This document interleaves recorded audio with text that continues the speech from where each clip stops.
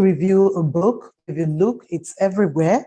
The title is The Challenge of Good Governance and Leadership in Nigeria, 8 Years of P2B in Anambra State. Okay, it was published by the Alibu Development Foundation and it's organized by Doctors for P2B Enugu chapter. But I'm not alone.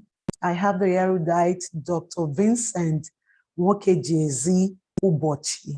He is the chief consultant, psychiatrist hospital, Federal Neuropsychiatric Hospital, Enugu. Welcome. Thank you very much. Thank you, viewers. Okay, you're wondering, reviewing the book, what is that book? I just mentioned that, and I'm going to call the name of the book again, The Challenge of Good Governance and Leadership in Nigeria, 8 Years of P2B in Anambra State.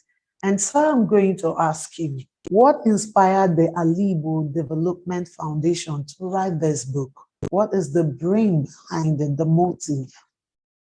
Well, Alibu Development Foundation is the body of technocrats in Igbo land, the academians that gathers to fund and encourage good development, and people that has ventured into good development programs in Igbo land.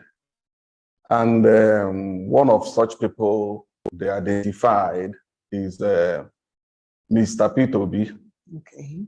He was stumbled into partially when the Alibu Development Forum went on tour of the southeastern Nigeria to see how things are. They went to Anambra State in particular to inspect the industrial centers and all how things has been in Southeast. And in the process, they found out the humongous development programs. And all the questions and answers were that all related to P2B during his 8 years in government.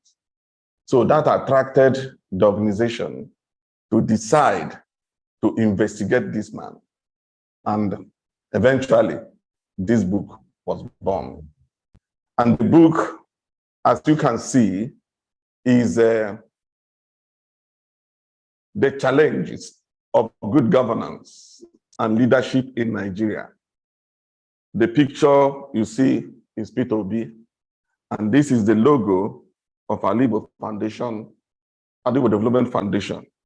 That is 8 years of P2B in Anambra State. It is edited by Professor Hope, Professor T. Uzodimma. He's a professor of philosophy and is the major anchor of the Alibu Foundation, Development Foundation. Before I go into this book review proper, please, I would like to have the following disclaimer.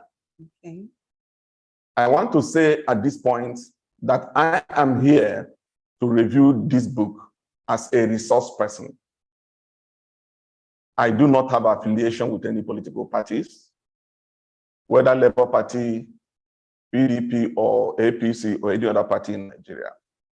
But I strongly believe in good governance. Okay. And I stand for good governance anytime, any day in Nigeria, because that is what will push Nigeria forward.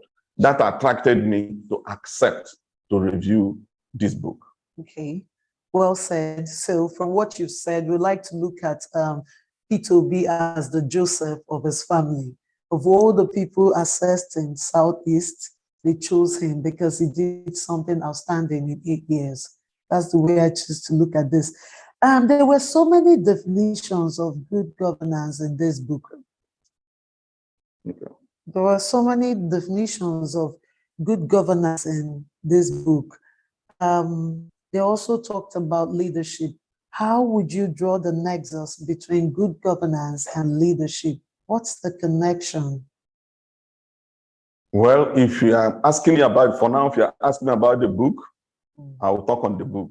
Yes. But if you are talking not to know my opinion, the book, I'll give you my opinion. For what you've read, and even your opinion. Yeah, I think I would like to go to extray what I am able to bring out in this book to the public to see before other in-depth questions can bring up other issues that I was unable to notice. In this book, Professor Uzodimma introduces and presents His Excellency Mr. Peter Obi to Nigeria as a model of good governance, verifiable from the records of his achievements in commerce and industry, and through his ascendancy to power play in political landscape in Anambra State, and they challenge and use this opportunity to challenge other politicians to aspire to be or surpass him. Now, the contributors to this book are they include the constellations of technocrats in different fields of endeavor, ranging from high caliber university dons, top-notch investigative journalists, security system engineers, internationally certified architects, to fearless and non-praise singing civil and human rights activists. And these people, they wrote the books in 6 chapters. The first chapter is written by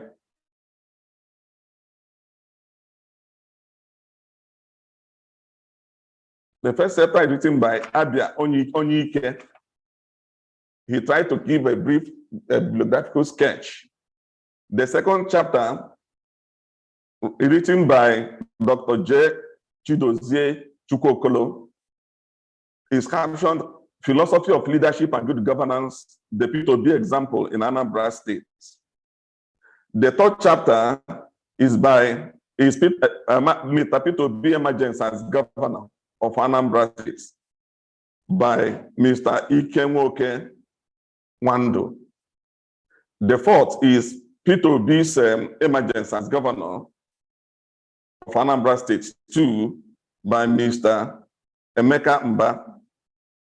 The fifth chapter covers the community development in Anambra State under the governorship of Peter Obi by Eric Eyuche. Sixth is Peter Obi and the youth during his tenure as the governor of Anambra State by Chidinma Udebunam Esquire. Then the seventh, the church and the civil society under Peter Obi, 8 years governance of Anambra State by Comrade Emeka Umebalase.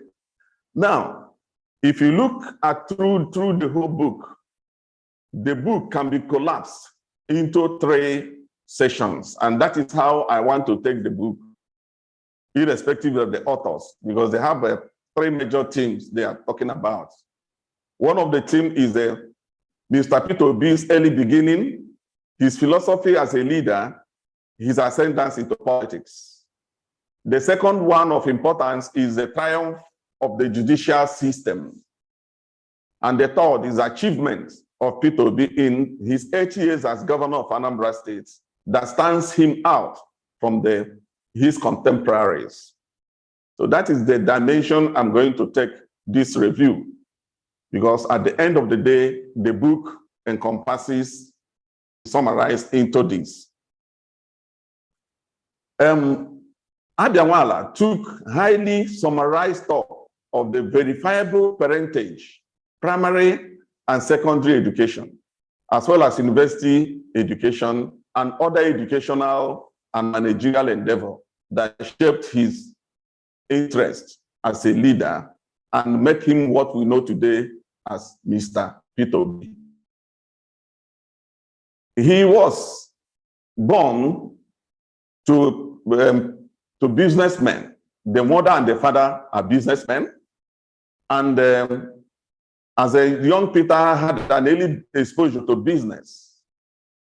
That was to prove the vital element in his life as he used the experience gained to achieve the meteoric rise in several business interests that he ventured into.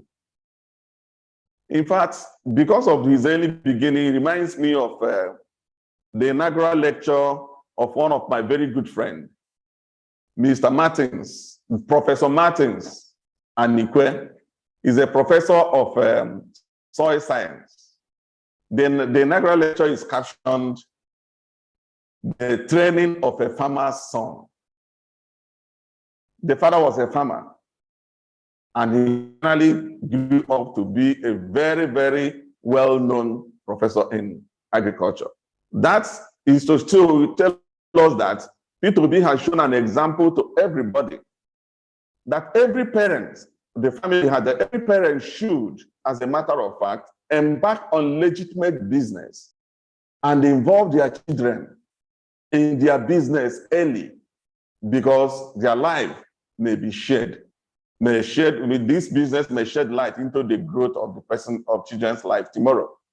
So P2B stands out because he built up business interest, according to this book, from childhood through his parents, and that shaped perhaps what is written in the book as his frugality, his managerial capacity, and also the goal-directed achievements he has made throughout his leadership. Professor Chidozie Chukwokolo looked at the philosophy of leadership and good governance under P2B as a case study in Anambra State.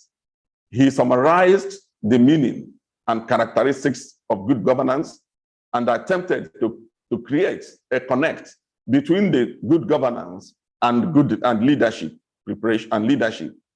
And he evaluated the numerous qualities and of good governance style of P2B that made him unique and that attributed to his achievements as a leader in Nigeria today.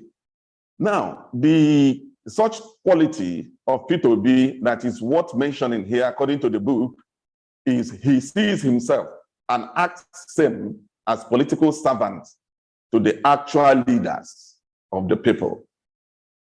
Nwokolo said here that P2B believed that the leadership lies in the society, and he needs to consult them before he can carry out his activities, before he can embark on any developmental process.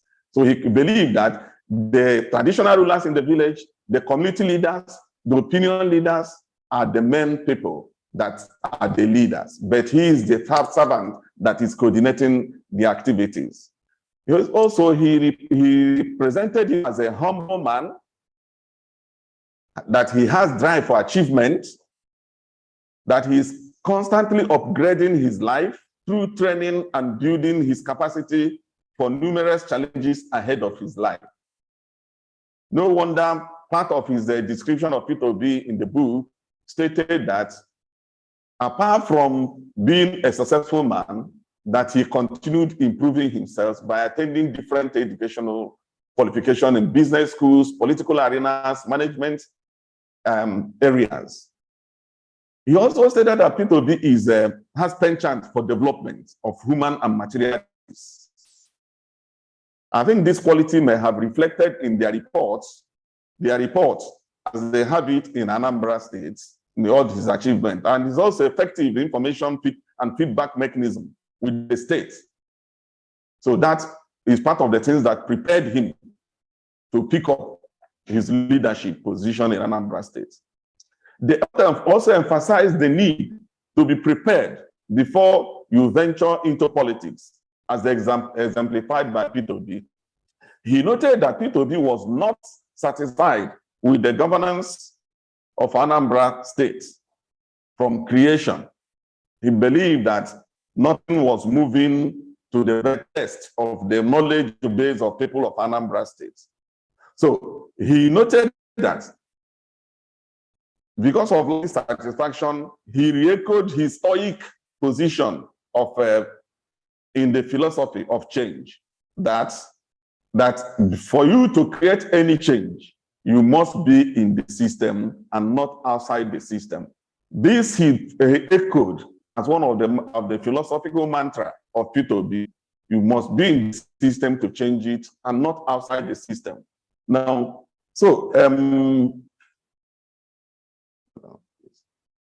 Also, he, having noted the Anambra problems in the governance from creation, and having perceived the steady decline in the fortune of the state, as well as his strong drive to bring pragmatic, prudent management into governance, he embarked on academic tour of training and information gathering.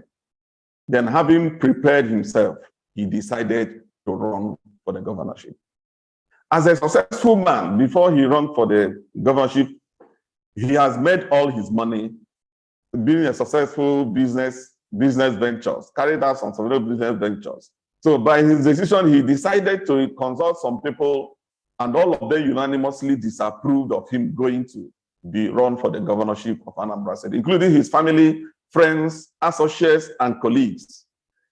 Then, but P2B still insisted, because he's convinced that there is need for change to be carried out in the Anambra State governance system.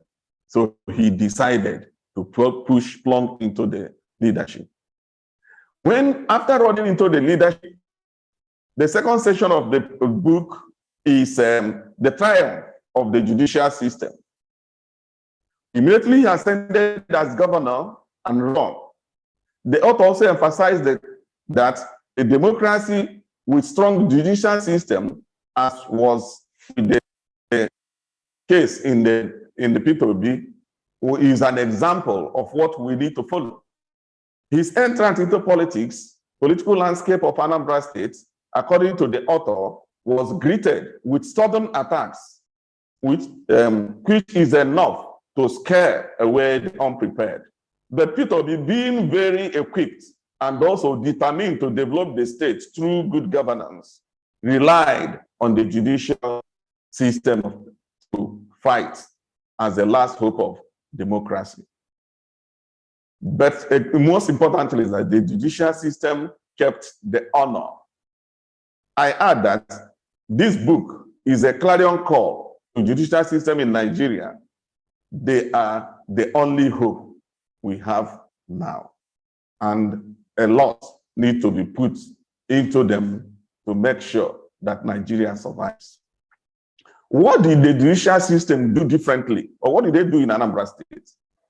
7 months after being sworn in, P2B was impeached by the House of Assembly. He is seen, according to the authors, that he was frugal in running the state affairs, that he canceled the contracts for the renovation of and the construction of government house, quoted for 298 million and 481 million naira only, respectively. And these were to rebuild the government house that was burnt before his inception. But he decided to go through direct labor by canceling the contract. And after building the whole thing, he spent 43 million 200 naira and 81 million 700 naira, respectively, to construct what was quoted for before. He's a humble man, like the author said, and also peaceful. Based on those qualities, he peacefully withdrew from the government office as governor and sought for legal refuge. He won the case on the 9th of February 2007, and was reinstated as governor of Anambra State. Following general election during in 2007, when the country had general election, he has the controversy of whether to leave the office or whether he has finished running his office, because this legal struggle lasted for 3 years, and he has only 7 months to run to be governor. So what he did was he went to court again to seek for the interpretation of his tenure as governor. And he was allowed to complete his 4 years. As soon as he got into the government, according to the author, he now came with this, what we call his achievements that is recurring around him today. Achievement of P2B in his 8 years as governor of Anambra State that stands him out as from his contemporary, according to the author, who independently researched on this and published it in the book in different chapters. They believe that what were the things he did was to visit 177 towns in Anambra State, had meeting with them and identified their need, what we call the need assessment. And having done that, he formulated a strategic plan to articulate the community-based, articulate the needs, community needs based on Millennium Development Goals, which he dubbed Anambra Integrated Development Scheme, ANIDS. In this ANIDS, the ANIDS, according to him, was defined as a process of planning, budgeting, and implementing all sectors of Millennium Development Goals simultaneously. The main principle of ANIDS is the involvement of input of the beneficiary and stakeholders at all stages of development, planning, and implementation, as well as budgeting, as well as implementation. So this stands him out from most of the governors, according to the author, because he went and found out what people did not do right, what they need to do correct, what they need, and then involve them, generate their needs, and use it to plan this. And he identified the goals of ANID as follows. 1, to eradicate extreme poverty and hunger. Achieve universal basic education.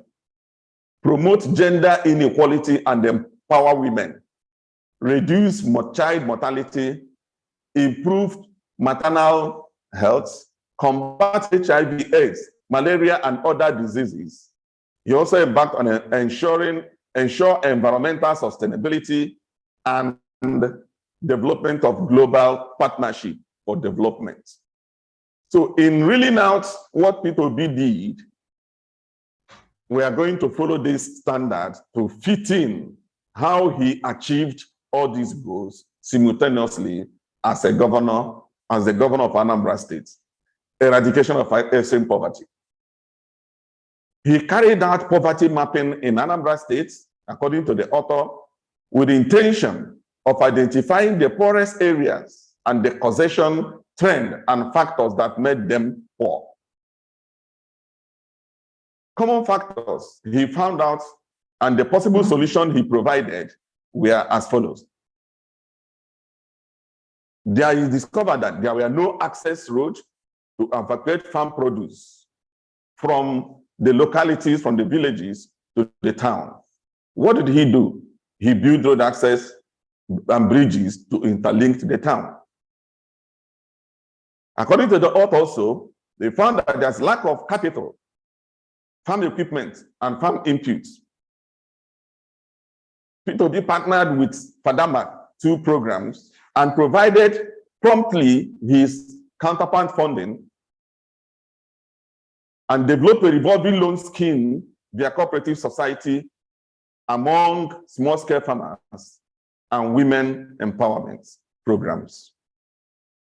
He wasted no time to identify that all the programs, all the farm produce these people, the villagers or community people provided, were spoiling and were not being processed. So he encouraged also and established small-scale processing factories to give a good journey to the people. And that, in fact, improved them, the life of the people in the village. Such small-scale farms he established were fish ponds, poultry, pig farms. Obi's mantra on poverty, excuse me, Obi's mantra on poverty And poverty is that one of the best way to lift a family out of poverty, and by extension the community, is to empower the women. So from agricultural products, he lifted them into agro-allied industries. What did he do to empower the women and increase the quality of people? According to the author, he built skill acquisition for women, youths, and physically challenged in areas of hairdressing, shoemaking, tailoring, welding, tire repairs, vulcanizing, carpentry, barbing, and cooking and baking, and many other endeavors that people will need to at least to put food on their table. Not only training them on the skill acquisition, he gave them initial booster money to start up the business. He started up giving equipment to them to reduce the unemployment and drag the poverty out of the state. He also carried out, within the poverty mapping, he found out that there are three things that happen among poverty level in our people. One are those people that are redeemable, those people that can survive on their own, and those group of poor people that are irredeemable. So what he did is that he selected those that are irredeemable, which include people from the age 75 years and above that are indigent, and then started paying them 5,000 naira every month, and make sure that the money that will be paid these people was available up to 2014 to 2015.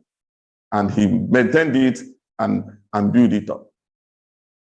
Then he also paid and increased the money meant for those in school acquisitions. As we go down later, the book will equally give us a lot of information that we need to use as a basis to help our people. Apart from alleviating poverty, P2B embarked on the second goal, universal basic education. As has been known, according to the book, Anambra was the 26th, took a 26th position in WAEC and NECO examination prior to his being elected as the governor of Anambra State. And his investment and attention in education brought them to the first position. What did he do differently in education that created this immediate response and the result? P2B, according to the book, employed and trained over 5,000 teachers, including 1,000 existing ones. He set up government's laboratory rehabilitation and equipment program, through which about 200 secondary schools in Anambra State benefited. Under ICT, he provided for secondary and primary schools laptops at the ratio of 10 to 1 laptop, 10 students to 1 laptop. The students were also provided school buses. He provided 750 school buses and distributed it to about 600 schools. He embarked in intense rehabilitation of the primary and secondary schools. This includes construction of and renovation of 150 classrooms blocks. You know, classroom and comfort is part of information that will help us in learning. He constructed and renovated modern dormitories block in the school, constructed and renovated hostel blocks, also modern kitchen blocks in the schools, sports facilities, libraries, dining halls, and constructed the training of the internally and external road. He has constructed and tarred all the internal and external roads of the school that met with his criteria for selection. He also built administrative block and auditorium in all the schools, and handed over 1,000 schools to their initial missionary owners, because he believed that taking them back will help shape their morals and tenets that people need in Nigeria today. He not only handed over the school to them, he was paying the teachers and also giving the schools some stipend to develop. He sank boreholes to many of the schools and procured electricity and generators for most of the schools. Under his watch, according to the book, various vocational centers, markets were established to reduce illiteracy in the states. He provided health facilities to the schools and created incentives for the best school, or for the school as a reward for excellence. He held town hall meetings with the school and shared his phone numbers to the students for direct communication on what is happening in the school.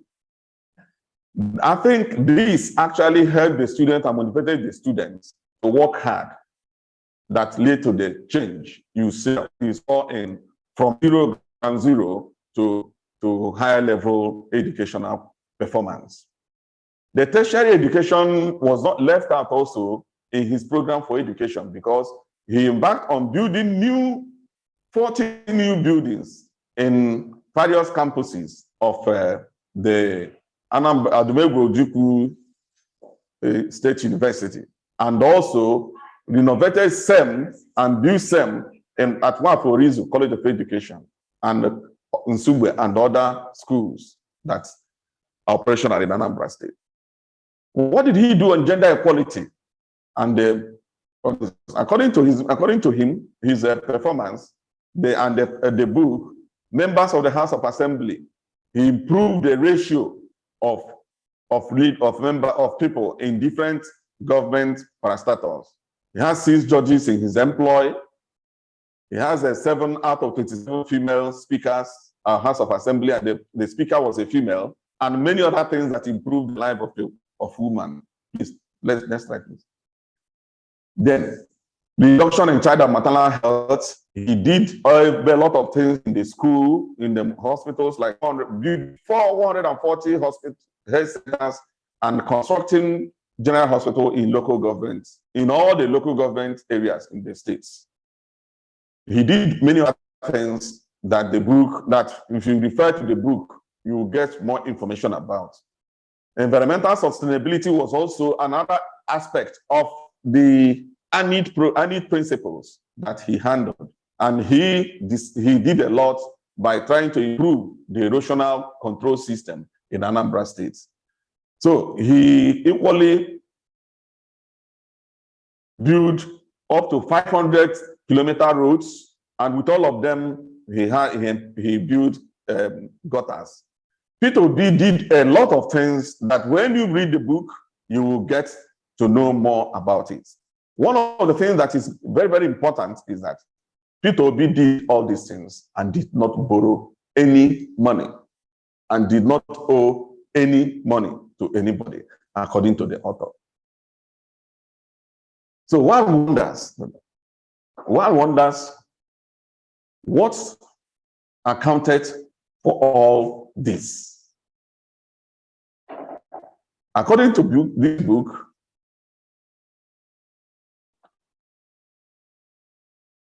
the P2B achievement was a product of research, and many people research it from different perspectives. One thing about the book also that will need to be touched is that the book appeared to be hurriedly written. And we have some errors that need to be taken into consideration when the new edition of the book is coming up. And I will encourage the authors also to be a bit diplomatic in the use of comparisons when other people are involved. So that is just a brief summary of what P2B did according to the book. Okay, that is quite extensive. You've done a big job here. He's talked about this book from the very first chapter to the last. I do not think there is an area he didn't touch. If you're just joining us now, we are here with Dr. Vincent Nwokejezi Ubochi, and he's reviewing the book, The Challenge of Good Governance and Leadership in Nigeria, 8 Years of P2B in Anambra State. We'll take a short break right now and we'll be back. See you. Bye. Well, all this about productivity and making Nigeria competitive, I guess we can't do it without strong human capital. Completely. With capacity. Yes. And only the other day, the chief of the field office of UNICEF in Kano was saying that the number of out-of-school children in Nigeria is now about 18.5 million. Out of that figure, the same figure that used to be 10.5, at one point we were told it was 13 million. Out of that 18.5 million, 60% are girls, the girl child. And these 60%, most of them are in one part of the country, the northern part of the country. Now, how do you intend to tackle this issue of education in the country to ensure that we have a competitive, group that can take Nigeria forward and ensure this productivity that we've been talking about? Ruben, I've always said that my number one priority is education. Number two is education. Number three is education, because the more educated your country is, and it's been shown, the better your economy. Because you can't talk about productivity, you can't talk about it without investing in education. And it's very simple, especially in education of women.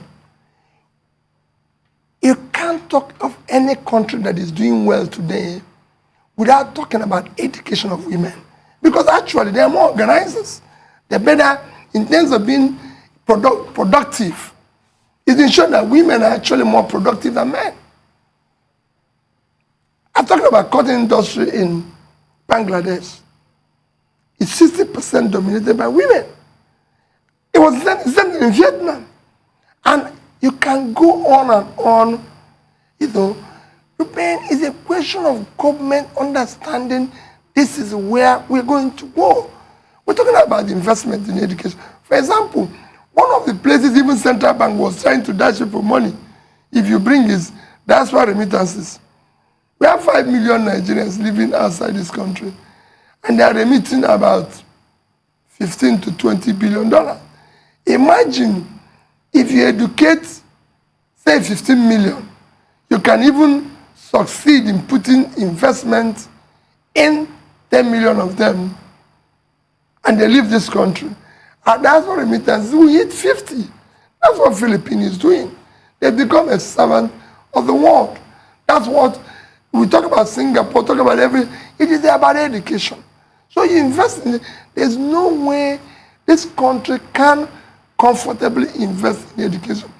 The amount of money we borrowed and sharing, Ruben today can fund education. I was a governor. When I came in, we had a problem in Anambra State. Our problem was that the boys were not going to school because they wanted to go and trade. They didn't see any value in education. So we had 80% girls in school, 20% boys. When I came in, nobody wanted to talk about education. Of course, we are lagging. We're number 26, 27.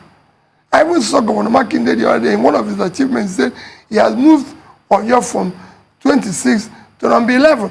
Because I remember very well, that time, Anambra used to be 26, Oyo used to be this. And I said to myself, it can't be. We can change this. We will invest in education. But what we did was simple. We put in the resources direct to the school. And it worked. We moved from 26, number 1, 2011, 2012, 2013. Today we have the highest cutoff point. You can change it anywhere. I've been to schools everywhere in the world. If you ask one of Tambowal, I visited Sokoto once. Said, where are you going to? I said, I'm going to schools. I went to schools in the border. I went to schools, about 4 schools in Sokoto. Bishop Kuka would tell, and you could see people who wants to learn. But why are they not doing that? Because we've refused to invest. Ruben, let me even tell you, what we are going today in terms of criminality, our children will refuse to invest and educate yesterday, they become a problem for us today. And the earlier we start educating the ones that are coming now, the better. So we will do that. And there's resources to that. All this money you see that's being budgeted for education and everything never get to schools. They don't get to where they should be. What we are going to do now is have a policy. Nigeria cannot be, look at what World Bank said yesterday, that we are 7th worst country in human development. Nigeria. This is a country that used to be exemplary. People used to come from, when I was in Nsukka, we had exchange students from America, from everywhere. People used to come to Ibadan to learn, to do this. So what is happening? We now go to Ghana. We now go to this. It will change. All right. That was P2B you saw there. And we would like to let you know that we're still on the book review of The Challenge of Good Governance and Leadership in Nigeria, 8 years of P2B in Anambra State. It was published by the Aliwo Development Foundation and organized by doctors for P2B Obi chapter. I'm still here with Dr. Vincent Nwokidezi Uwochi. He's been talking, and I think I'll let him continue. By way of summary, what would you say about this book? What is missing? What would you have loved to see? And why would we need to have it in our shelves? Well, this book, after reading it, I was shocked. Okay. I never knew that people think this way in Nigeria. Okay. If you read the hope of most of us in Nigeria, our hope is shaky. But after reading this book, I think this book should be a starting point for anybody that is aspiring into political position in Nigeria. Okay. To start building yourself, prepare yourself. After preparing yourself, understand what people are saying, understand what your people need, and then go ahead to solve the problem of the people. Use everything you have, your energy, your time, and even your money to solve people's problem, and not collecting from the people's purse and developing and building your life. That is one of the things the book is telling us. Okay. Even though from my personal reading and hearing, I've been hearing more than what the book says. Okay. I think, like I said, the book may have been hurriedly written. Okay. The book needs to go and catalog more about what P2B did. Because from all other areas, there are more things he has done. But reading this book will help people to know what it means being a good governance. I'm not saying that P2B is a saint anyway, and the authors did not say that either. Okay. But what is important is that he set up the ball and he achieved the goal. In every aspect.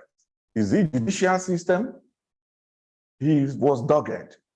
In fact, let me quote one of the position of the author said, the many victories won by P2B in the courts also attests the reliability of impartial judicial system in dispensing justice if they determine to do so. If they determine to do If so. they determine to do so. Let the judicial system get determined to embrace justice. So if we're ready to Stand work, for we it. can actually get things done. Definitely, they are the last hope of a common man. They are the last hope of democracy. If the electorate, the umpires, and everything mess it up, it is the judicial system that will correct it. And when we get it wrong there, we are all gone. And I think I wouldn't know whether it's part of the problem we are having today in Nigeria. Another thing is people should be prepared to go before they go into governance. It is not a place where you take, it is a place where you give. Any level of leadership is a place where you give. My father used to tell me, don't take money from the public, that is the biggest sin on earth. Don't take money from the public. That is the biggest sin on earth. So I think that is what this book portends. Frugality and direct management of fund and solving people's need as they arises, as they brought it up, and that it goes. And also have mechanism for measures for monitoring the progress. It's not issue of newspaper and radio jingles, going to televisions and doing all sorts of things. Let the indices of measurement be done. And I think it also says something about feedback mechanism. Yes, that is the feedback. Yeah. Measure. Is it measurable? If your achievement is not measurable, according to the goals you have set, you don't have any achievement. Another thing the book said that is important is that that P2B took all these feats all together. He didn't say, let me build road only. He built road, built agriculture, built education, built everything, all of them running simultaneously. That is what the book says. I think we should read it.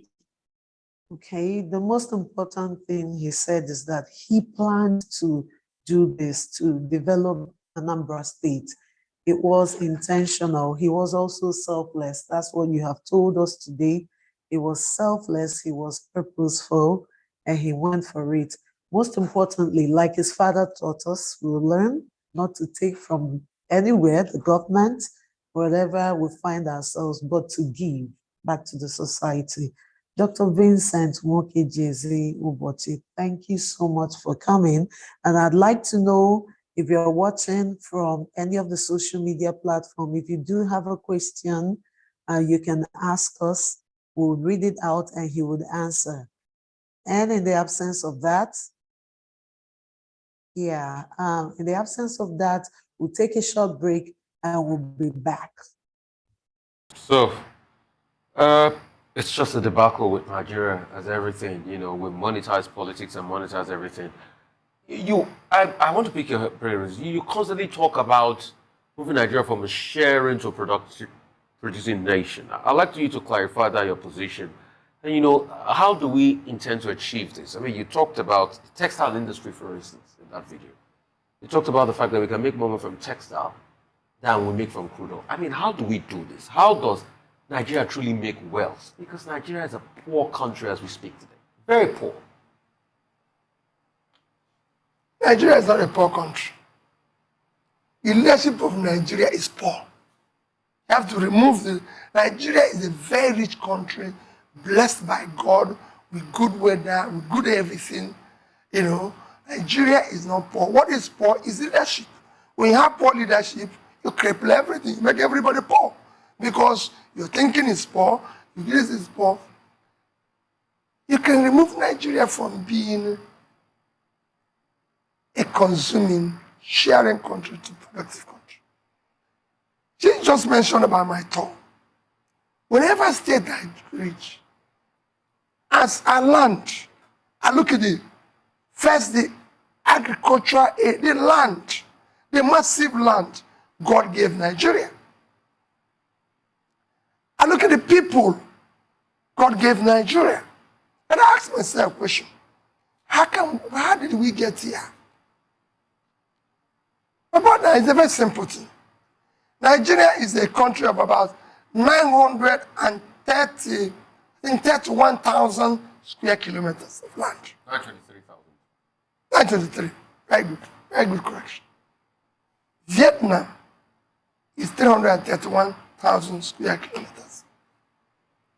Nigeria is 200 million population. Vietnam is 100. Vietnam export last year is about 300 billion. Total export. Nigeria export last year is about 30 billion. 10% of Vietnam. So we have a third of their land. We have half of their, we have twice their population. They have a third of our land, half of our population. Look at the productivity. That shows, they're producing anything. The 5 or 6 biggest states in Nigeria, Niger, 76,000 square kilometers, Borno, about 70, Taraba, 54,000, I think Kaduna, 46, Bauchi, 45. The 5 biggest or 6 biggest states in Nigeria is about 340,000 square kilometers. It's bigger than Vietnam. That's 6 states. And look at what they're doing. And what is Vietnam exporting? Vietnam is exporting manufactured goods, not oil. 98% of their export is manufactured goods. Number 1 is electronics. You saying it cannot be manufactured in Nigeria? It can. We had Debo Electronics. No. I said it can. Even when that time wasn't in Vietnam. And number 2, or followed by that, is again issues of funds. Number 3 is textile that I mentioned. 32 billion. Kaduna used to be home of textile and garments. Where is it? These 3 sisters I called you, Kaduna is there. They're not doing that. I said it in Kaduna, that we can export even if it's just 2 billion. They are doing 32 billion. Bangladesh is 36. There's nothing happening in Kaduna. In fact, you can't travel to Kaduna. I wanted to go to Kaduna. People said, you can't go to Kaduna by road. No flight goes to Kaduna. No train goes to Kaduna. That if I want to go to Kaduna, I have to go to Kano and drive to Kaduna. What are you talking? Kaduna? Where we have all our meeting instructions and everything. No. Because you've created a country that is not productive. It's simple. So, this is just talking about being productive. The 4th or 5th biggest export of Vietnam is footwear, which Abba can deliver. Abba used to do it, 23 billion. More than oil, just shoes and footwear.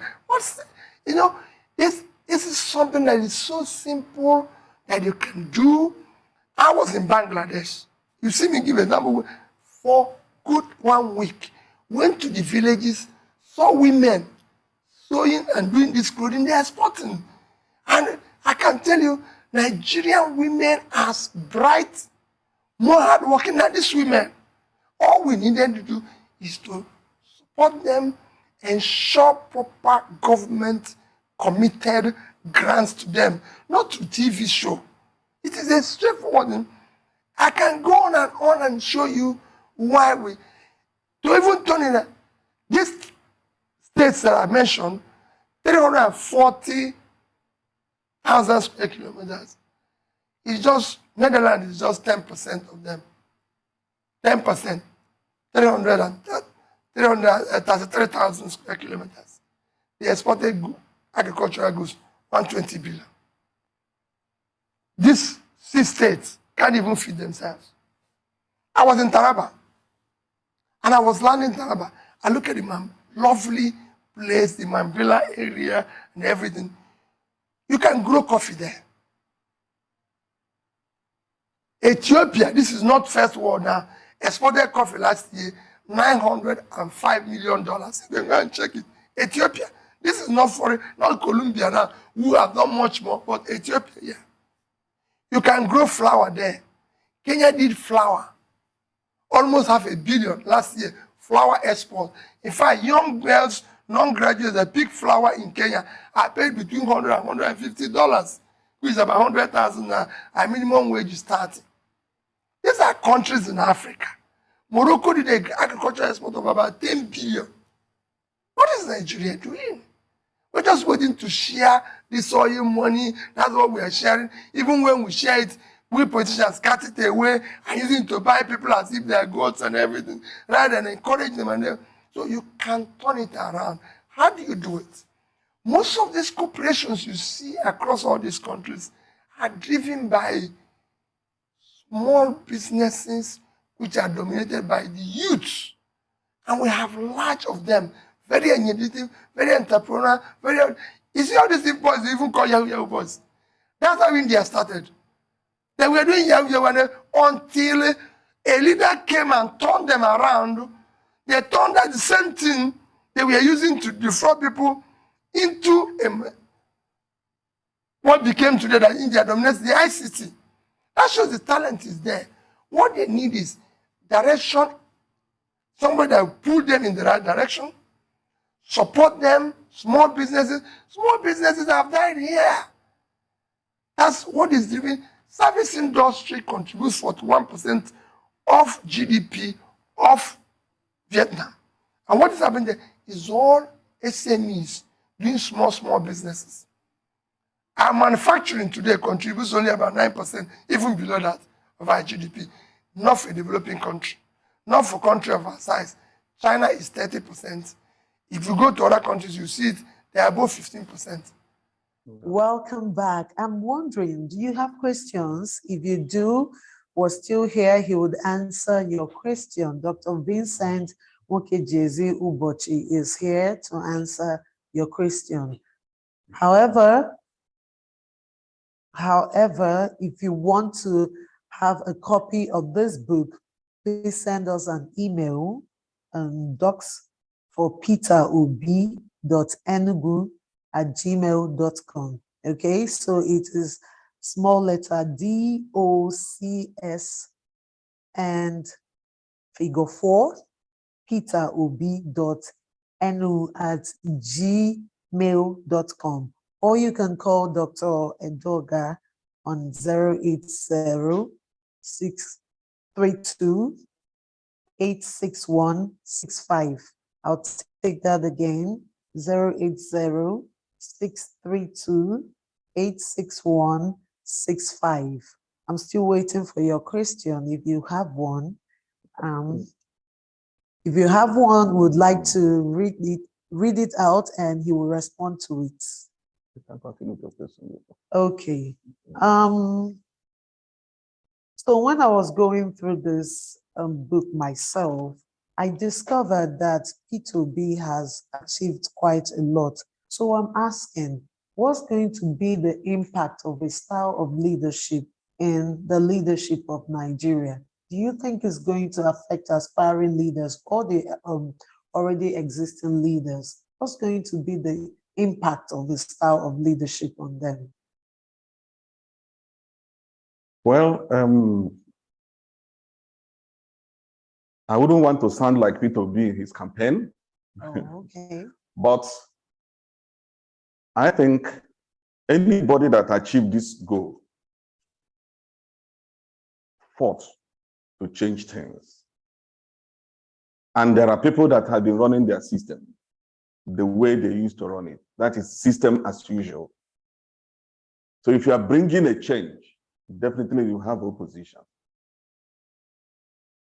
And the current leadership in Nigeria definitely will give a fight. There's no two ways about it. The way Nigeria is today will give a fight. No party, everybody, all from up down, will give a fight. But for those that are not the downtrodden, the poor, those that want to breed, that have seen the hope, they will lash on it.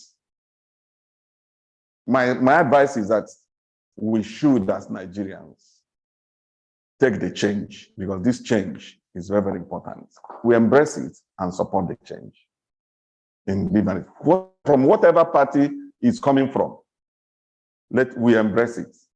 But we should look at people that can deliver the message in trying to accept who and what we want.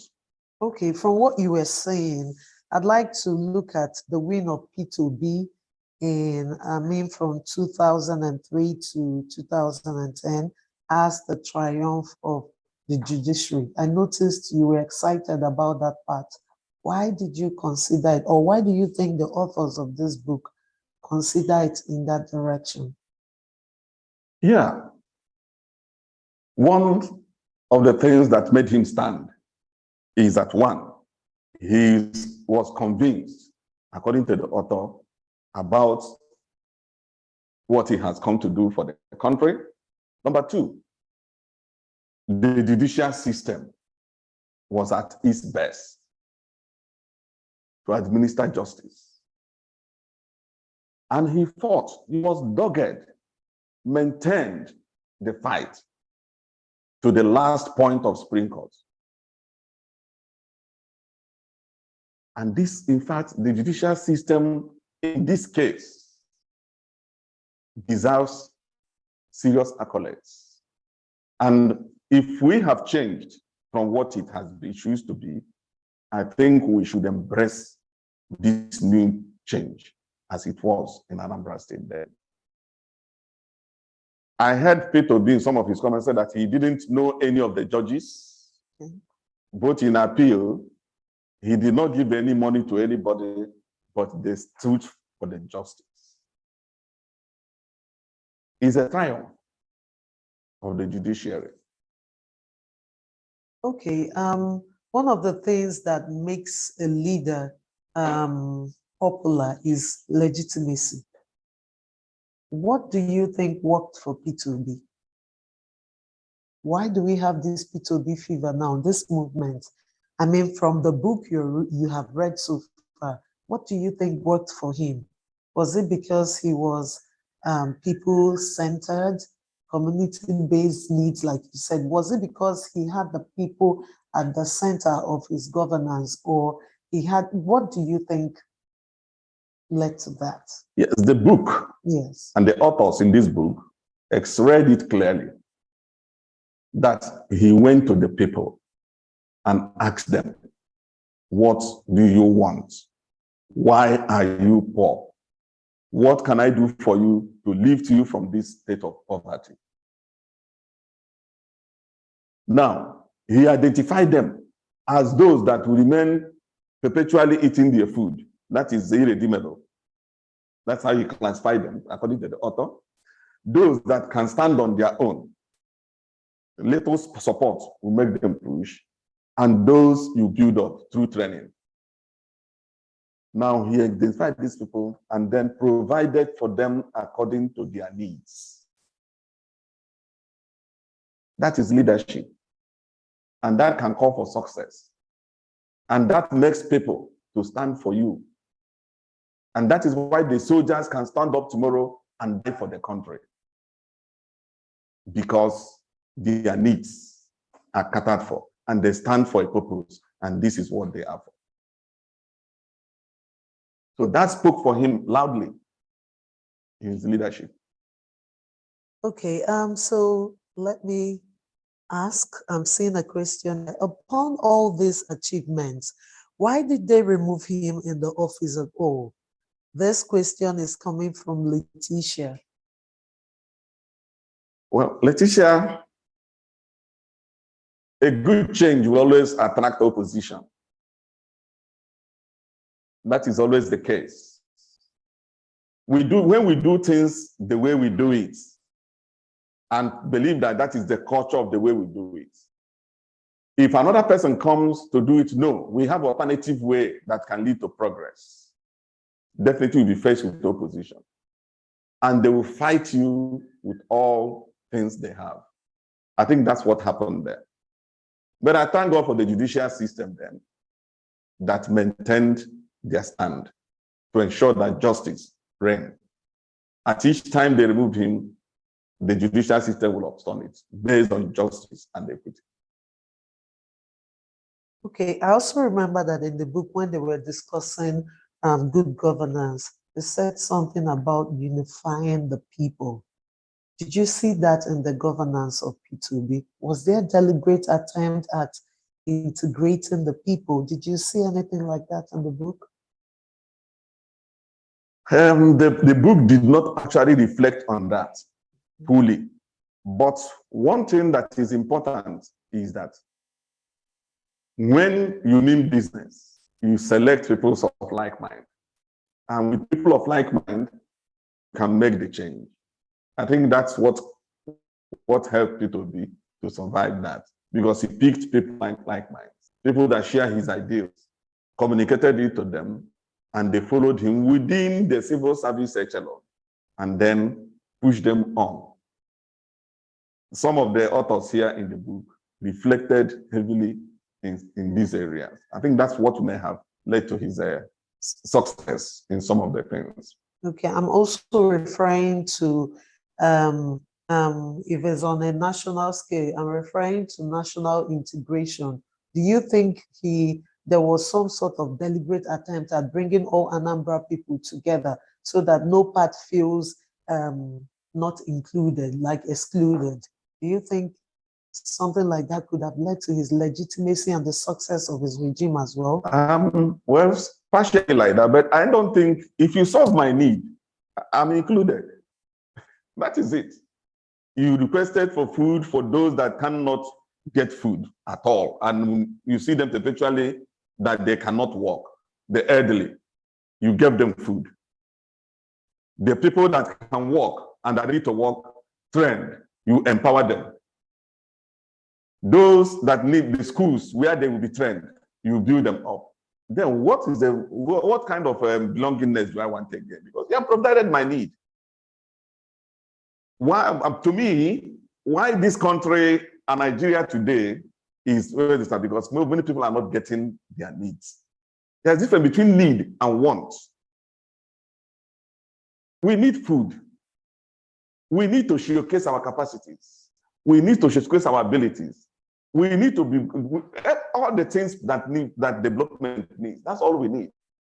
And I bet you any government that can provide this for their people, this tribalism, religious divide and all the rest of them will end. My position here is that there are very few people that are benefiting.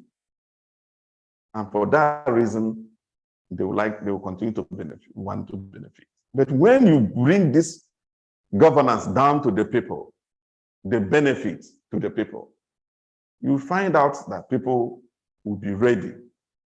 If you tear our flag, they will tear you. Just a flag, they will handle you properly. But I can't be hungry and you want me to protect a flag. Which energy am I going to use to do that? I can't be looking for work for years after graduation, as it stands in some developing countries today, including Nigeria. And you want me to defend the country. People, it's not logical. I think the governance should look into giving people what they need. What do they need? Food, job, comfort, good environment, security, and all whatnot. Things will fall in place. That is what P2B did. That is a bit different from what most politicians do, according to the book. Okay, do you mind telling me what he also did concerning gender parity? I think you mentioned it earlier, but I would just want you to talk about it, especially when it comes to economic empowerment of women. Does the book say anything about that? He did a lot. I over-summarized what is written in order to accommodate the time of this program. But if we can look at it properly, we're reading the book, you will find out what he did. Trying to move in closely, getting women involved. The speaker was a woman. Judges were up to 5, 6 under his leadership. The permanent secretary, women almost have the largest number. The ratios were there. Commissioners 4 to 12. Permanent secretary 10 to 15. Local government administrators 3 to 18. Then he funded women. He developed Women Fund for Economic Empowerment, WOFI, and also poverty eradication program he did. So he also, in many spheres of his governance, women were present. He may not have met the standard, according to the book, the standard of international standard of women involvement. But I think that is one of the best that can be seen among his contemporaries. Okay, thank you so much. We're reviewing the book, The Challenge of Good Governance and Leadership in Nigeria, 8 Years of P2B in Anambra State. It was published by the Alibo Development Foundation and organized by the Doctors for Peter Obi Enugu chapter. If you want to have a copy of this book, please send us an email on docsforp2b.enugu@gmail.com or call us on 0806 328 6165.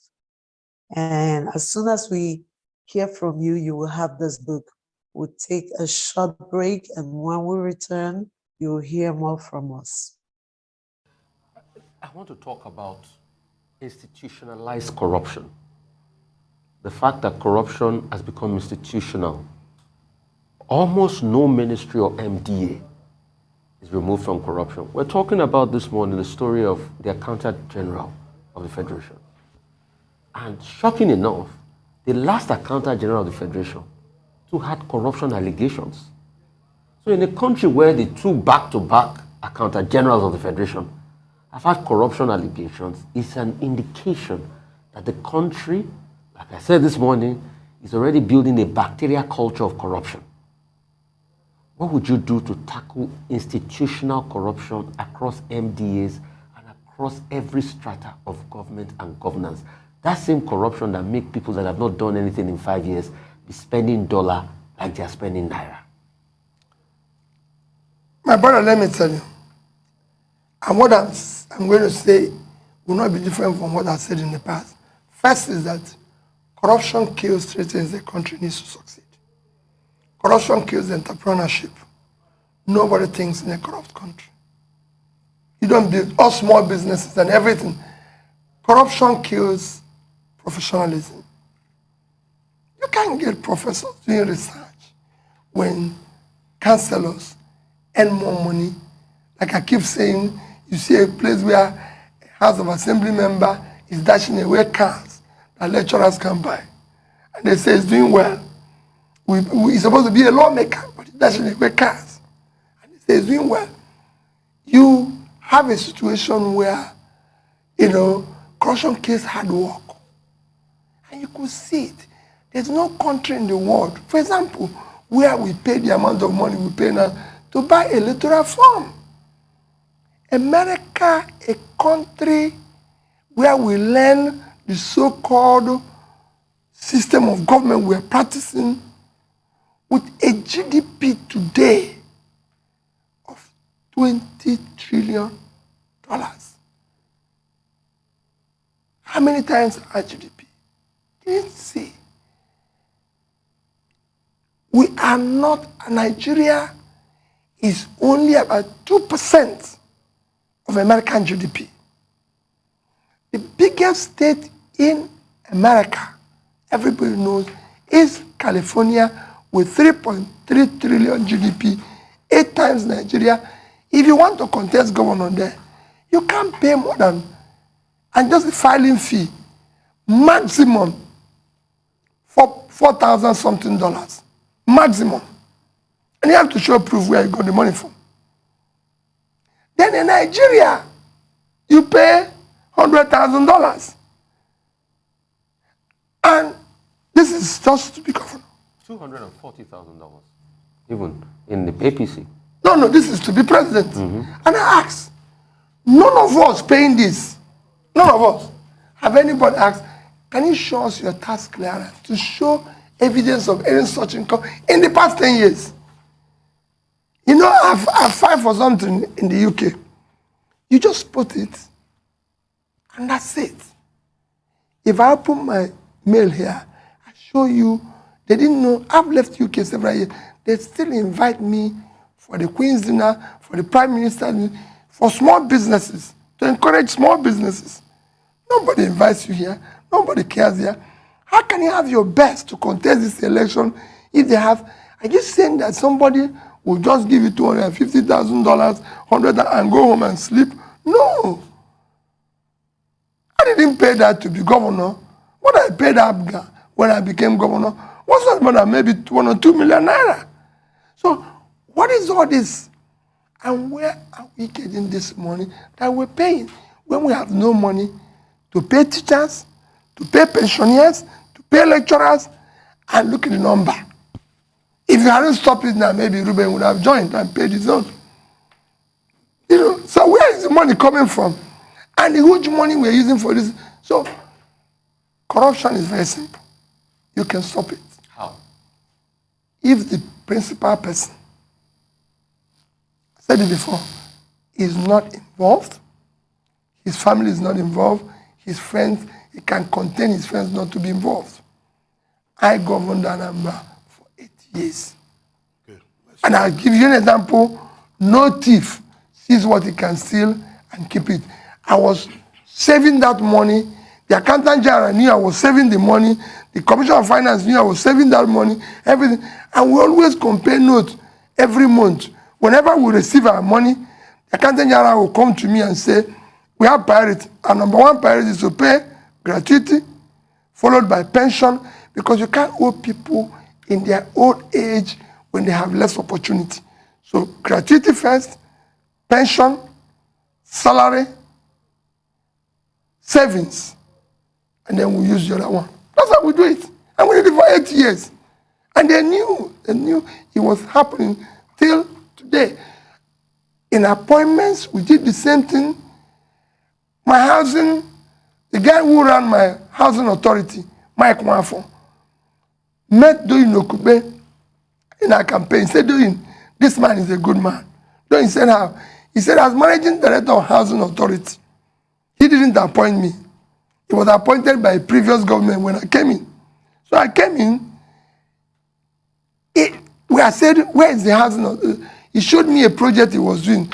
But to make me feel at home and show that he brought me a peaceful, a piece of land, good land, and some of the properties he wanted me to buy cheaper than whatever. He came to me and I said, Mike, I have nothing to do. What do I need the land for?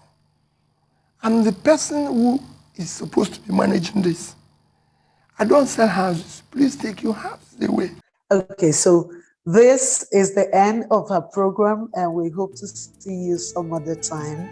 Until next time, remain selfless and purposeful. I'm Diduru, and bye for now. Here we stand as a people with one song, with one voice. We're a nation undivided and poised.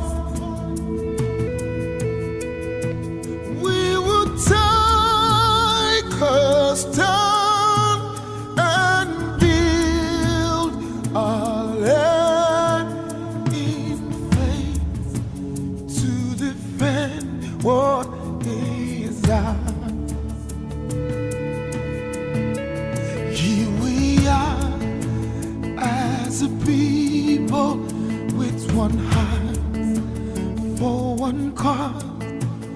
We're determined to rebuild and restore. Where freedom rise and truth prevails. Our land where there's hope for us all.